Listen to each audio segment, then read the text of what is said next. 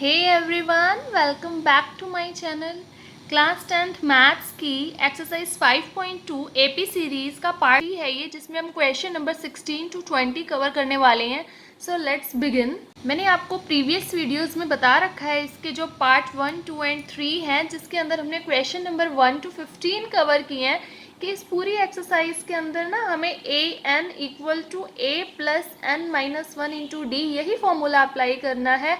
वो क्यों करना है, ये रैमिंग नहीं करा रही हूँ मैं आपको, ये जनरल टर्म का फॉर्मूला है।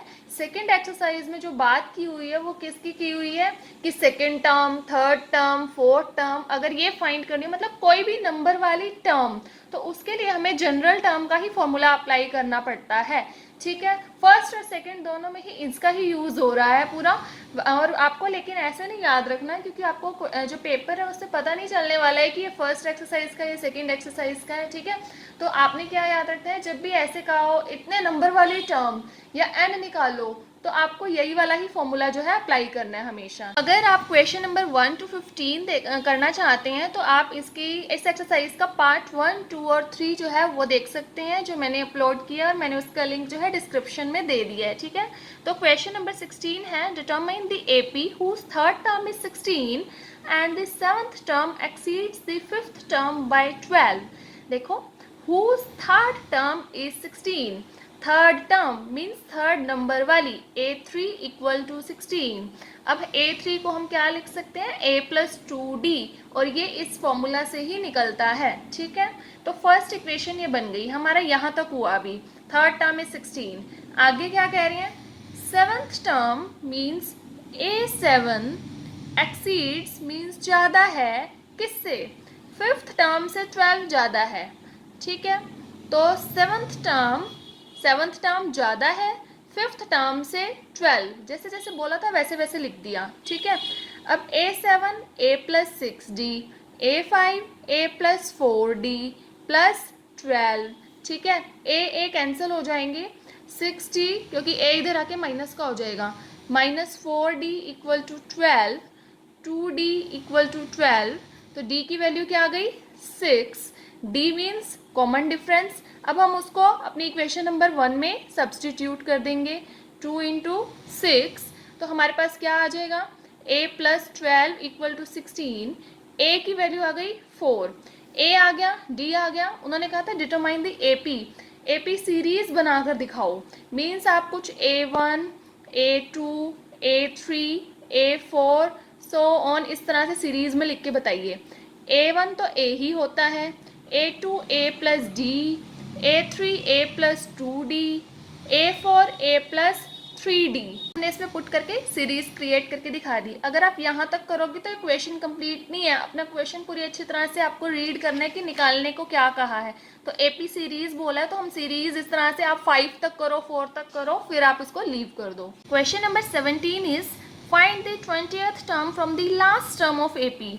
देखो, अगर ये बात ना लिखते फ्रॉम द लास्ट टर्म, तो ये तो बहुत सिंपल इक्वेशन था कि 20th नंबर वाली जो है टर्म फाइंड आउट कर लो, पर लेकिन इस बात ने हमारा सारा क्वेश्चन जो है अपोजिट कर दिया है। ठीक है, हमें क्या दी है, एक सीरीज दी है, 20th टर्म निकालनी है पर लास्ट से।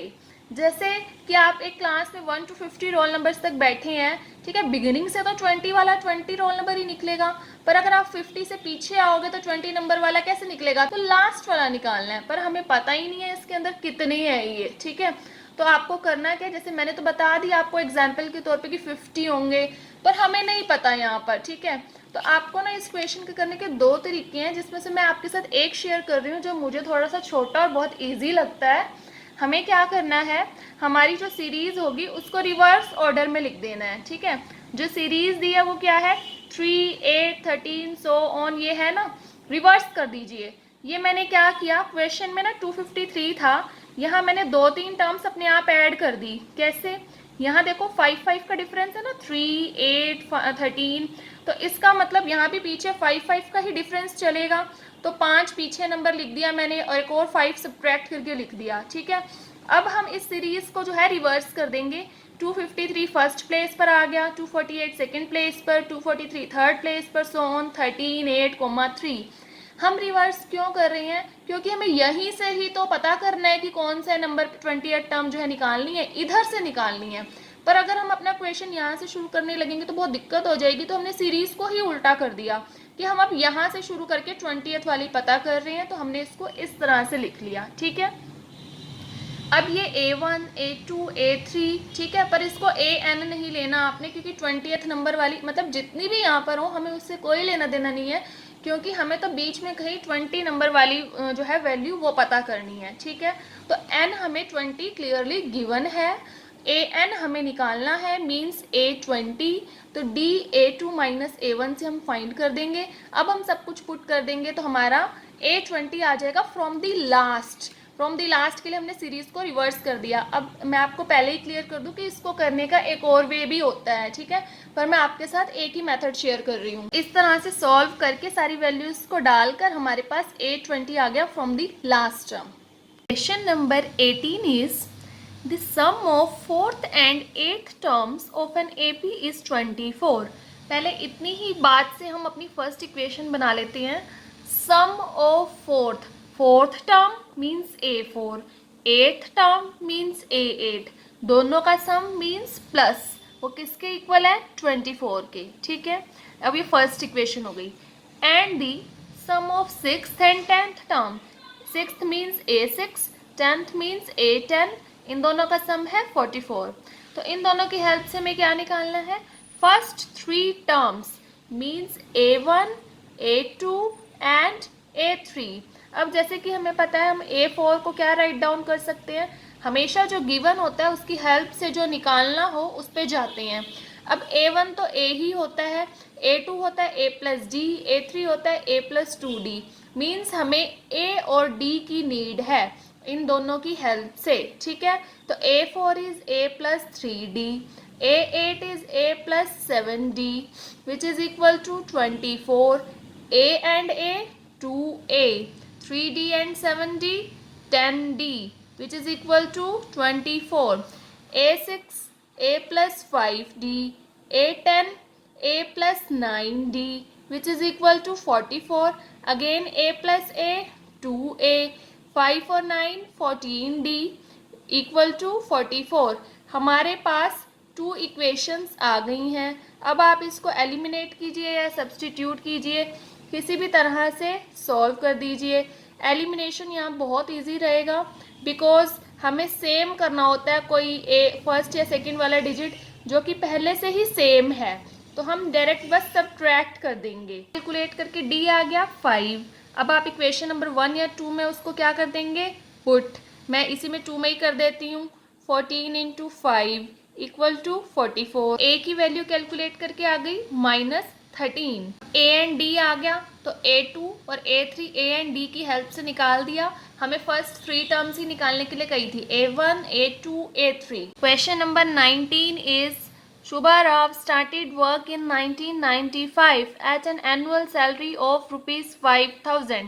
इन्होंने जो वर्क करना स्टार्ट किया कब किया, 1995 में, ठीक है। ये स्टार्ट किया है, तो कोई भी चीज़ की जो स्टार्टिंग या बिगिनिंग होती है वो फर्स्ट टर्म होती है।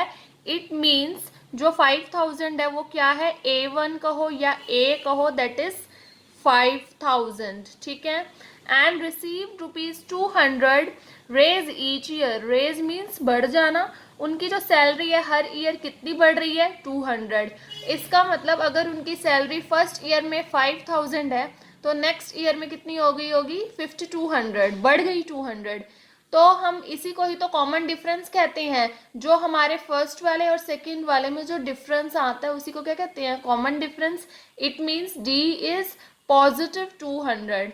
पॉजिटिव इसलिए क्योंकि रेज हो रहा है, अगर यही चीज़ डिक्लाइन डिक्रीज इस तरह से होगी तो हम नेगेटिव लेंगे, ठीक है। तो in what year did his annual salary will reach 7000, कौन से ईयर में, कौन से ईयर में मीन्स एन तो निकालना है, ठीक है। एन यही बताता है ना कौन से ईयर में, तो जो सैलरी है वो कितनी हो जाएगी, 7000। तो हम उसको nth टर्म कंसीडर कर लेंगे कि हमें पता नहीं है कि कौन से ईयर में हो जाएगी। तो अब हम इस तीनों की हेल्प से n निकाल देंगे। an का फॉर्मूला लगाया, an पता चल चुका है, a पता चल चुका है, d पता चल चुका है, n निकाल दिया, n आया 11। इट मीन्स 11th ईयर में जाकर जो उनकी सैलरी है वो 7000 हो जाएगी। 11th ईयर कैलकुलेट करिए। अब देखिए 1995 से उन्होंने स्टार्ट किया था, तो उसके अंदर 11 प्लस कर दीजिए, मीन्स 2006 में जो उनकी सैलरी है वो 7000 होगी। इस वीडियो का और इस एक्सरसाइज का ये लास्ट क्वेश्चन है, क्वेश्चन नंबर 20, और इस क्वेश्चन के साथ हमारी ये एक्सरसाइज कंप्लीट हो जाएगी। ठीक है, तो देखिए question number 20, Ramkali saves ₹5 in the first week of the year. Again जैसे लास्ट क्वेश्चन में कहा था, फर्स्ट, कोई भी चीज अगर फर्स्ट होती है तो वो ए होती है, तो वो क्या है, ₹5। And then increase her weekly savings by ₹1.75। कोई भी चीज जितनी इंक्रीज या डिक्रीज होती है वो कॉमन डिफरेंस होता है, तो वो 1.75 है। If in the nth week, it means nth means हमें भी पता नहीं है कि कौन से वीक में, कि जो उनकी वीकली सेविंग्स है वो कितनी हो जाए, 20.75। Then find n। पिछला क्वेश्चन था जैसे सेम टू सेम है, और इसमें तो और भी ज़्यादा क्लियरली कह रखा है कि n निकाल लो। तो मैंने आपको बहुत बार ये हिंट दिया हुआ है कि हमारे फॉर्मूला में से एक चीज़ ही मिसिंग होती है, तो n मिसिंग है, तो इसका मतलब जो 20.75 है वो क्या है, an के फॉर्मूले में पुट कर दिया, an a d और n कैलकुलेट कर दिया, तो n आ गया 10। इट मीन्स 10th वीक में उनकी सेविंग्स इतनी हो जाएंगी। तो यहाँ पर हमारी एक्सरसाइज कंप्लीट होती है। And that's it for this video. और अगर आपको ये एक्सरसाइज क्लियर हुई हो और आपको ये वीडियो अच्छी लगी और आप इस चैनल पर न्यू हैं, तो please like, share, comment and subscribe the channel.